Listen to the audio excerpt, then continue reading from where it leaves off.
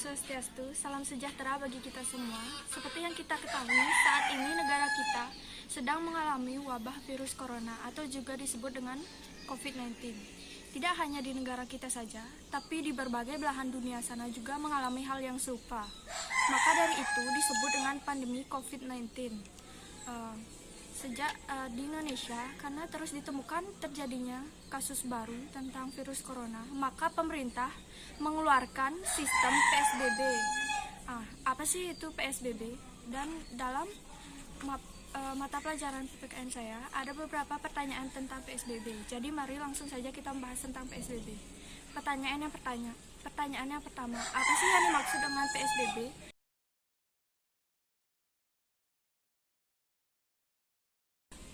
Pembatasan sosial berskala besar adalah pembatasan kegiatan tertentu penduduk dalam suatu wilayah yang diduga terinfeksi virus corona. Untuk mencegah penyebarannya, maka PSBB dapat dilakukan dalam masa inkubasi terlama, yaitu selama 14 hari. Jika masih ada ditemukan berupa bukti penyebaran kasus baru, maka PSBB dapat diperpanjang selama 14 hari sejak ditemukannya kasus terakhir. Hal tersebut terdapat dalam peraturan pemerintah nomor 21 tahun 2020.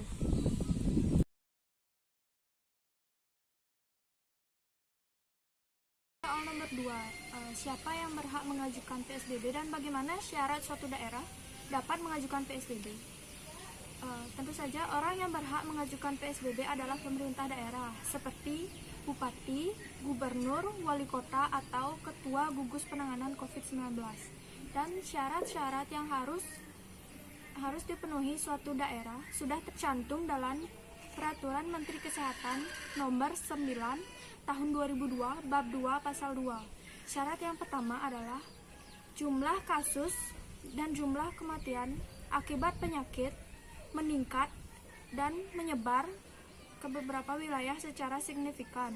Dan yang kedua, terdapat kaitan secara epidemiologis dengan kejadian serupa di wilayah atau di negara lain.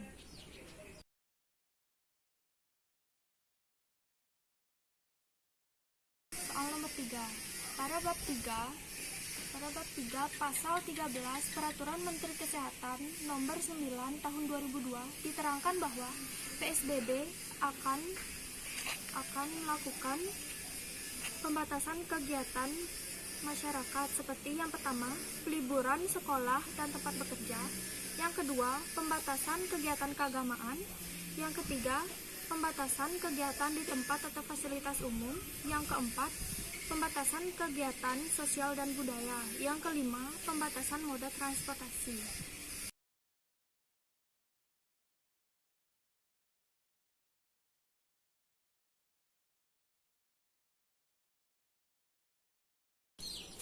Dilihat dari data terakhir dan seluruh jumlah kasus di Bali, pada hari Sabtu, tanggal 25 April, terjadi peningkatan kasus dengan jumlah 177 orang terinfeksi, 55 orang sembuh, dan meninggal dunia 4 orang.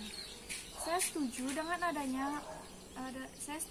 adanya PSBB, kita dapat mengurangi persebaran virus corona dengan syarat masyarakat harus mentaati dan melaksanakan semua anjuran dari pemerintah dan juga Menteri Kesehatan. Tapi dengan catatan, pemerintah harus mau menyiapkan bantuan berupa sembako karena tidak semua masyarakat memiliki penghasilan tetap. Dampak positif adanya PSBB adalah kita dapat mengurangi tersebarnya virus corona dan juga tidak ada peningkatan kasus terbaru. Dampak negatif adanya PSBB adalah semakin hari ekonomi masyarakat semakin menurun dan banyak pegawai yang dirumahkan. Sekian materi tentang PSBB. Jika ada kesalahan kata mohon dimaafkan. Sekian dan terima kasih. Om Santi.